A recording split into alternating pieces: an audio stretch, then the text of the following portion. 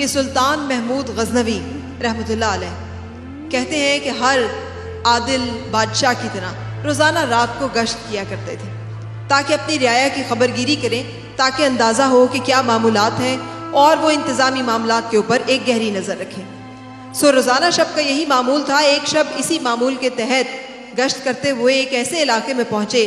جہاں پہ 5 اشخاص موجود تھے اور معلوم پڑتا تھا کہ وہ آپس میں کچھ مشاورت کر رہے ہیں۔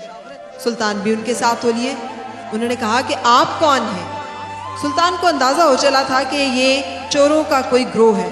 تو سلطان نے کہا کہ آپ یہ سمجھیے کہ میں بھی آپ میں سے ہی ہوں۔ اب ان چوروں نے یہ سمجھا کہ یہ بھی کوئی چور ہے، تو انہوں نے آپس میں صلاح مشورہ کرنا شروع کیا کہ چونکہ آج ہم جہاں پر ڈاکہ ڈالنے کا اور چوری کرنے کا ارادہ رکھتے ہیں وہ جگہ بڑی باکمال ہے اور بڑا خزانہ ہاتھ آنے کی امید ہے، اس لیے ہر کوئی اپنا ہنر بتائے تاکہ یہ طے ہو کہ کون کون سا کام سر انجام دے گا۔ سو سب سے پہلے شخص نے اپنا ہنر بتایا کہ رات کی تاریکی میں اگر کتا بھونکے تو میں اس کی بولی سمجھ جاتا ہوں، میں بتا سکتا ہوں کہ کتے نے کیا کہا ہے۔ دوسرے نے اپنی خاصیت بیان کی، اس نے کہا کہ میری آنکھ رات کے اندھیرے میں بھی اگر کسی کو دیکھ لیتی ہے تو میں پہچان لیتا ہوں اس کے دن کو اجالوں میں، بھلے وہ کتنا ہی بھیس بدل لے، بھلے وہ کتنا ہی روپ بدل لے، لیکن میری نظر جس کو ایک دفعہ دیکھ لیتی ہے میں اسے پہچان لیتا ہوں۔ تیسرے نے کہا کہ میری ناک میں ایسی خاصیت ہے کہ میں سونگھ کے بتا دیتا ہوں کہ خزانہ کہاں مدفون ہے۔ چوتھے نے کہا کہ میرے ہاتھ میں ایسی طاقت ہے کہ میں نقب لگانے میں اپنے ہاتھ کی مدد سے ہی اتنے زوراور ہے میرا ہاتھ کہ میں سوراخ کر لیتا ہوں مضبوط سے مضبوط ترین دیوار میں۔ پانچویں نے کہا کہ بلند سے بلند عمارت پہ کمند ڈالنا ہو مجھے یہ وصف حاصل ہے، میرے پاس یہ ہنر ہے کہ میں کمند لگا لیتا ہوں۔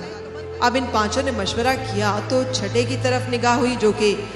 سلطان محمود غزنوی تھے۔ کہا جناب آپ بھی بتائیے آپ کے اندر کیا ہنر ہے تاکہ طے ہو کہ آپ کیا کریں گے۔ تو سلطان نے کہا کہ میرے اندر یہ ہنر ہے کہ جب مجرموں کو سزا ہو جاتی ہے اور سزائے پھانسی ہو جاتی ہے تو اگر میری داڑھی ہل جائے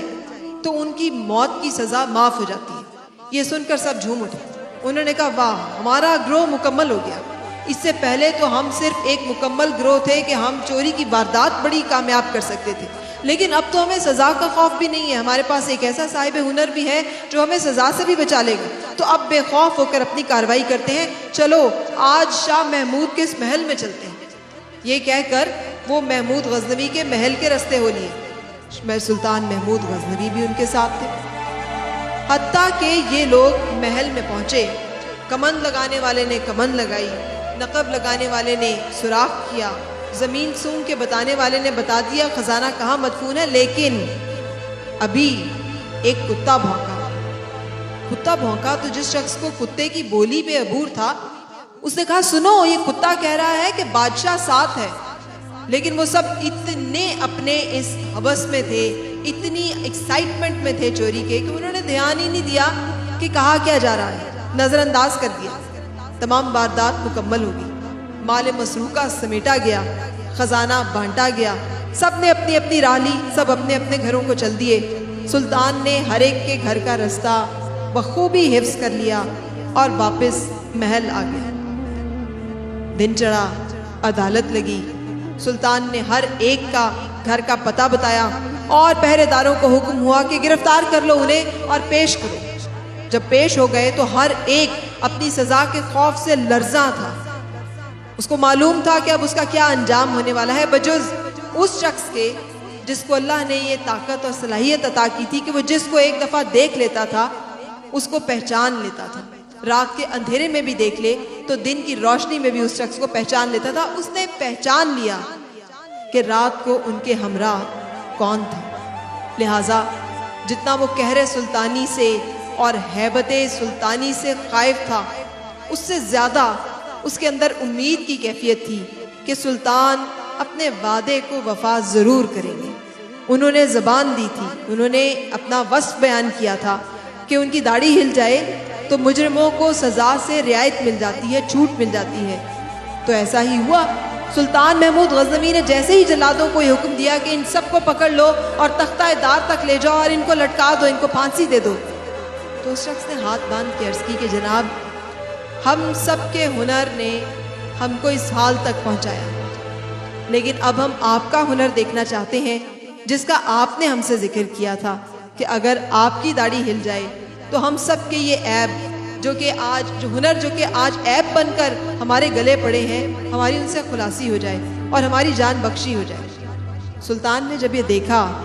کہ اس شخص نے مجھے پہچان لیا ہے تو مسکرایا، اور مسکرا کر اس نے کہا کہ میں اس شخص کی وجہ سے جس کی نگاہ سلطان شناس ہے اور اپنی بات پہ قائم رہتے ہوئے ان سب لوگوں کی جان بخشی کرتا ہوں۔ مولانا روم نے اپنی اس حکایت کے اختتام پر یہ لکھا ہے کہ جیسے سلطان اس رات چوروں کے ساتھ تھا، ہم سب کی ہر کارروائی، ہر غفلت، ہر گناہ میں ہمارے ساتھ اس دنیا کا سلطان رب تعالیٰ کی ذات ہوتی ہے جو ہر وقت ہمیں دیکھ رہی ہوتی ہے۔ اس کا یہ بیان ہے کہ میں ہر وقت تمہارے ساتھ ہوں، اور اس کا یہ حکم بھی ہے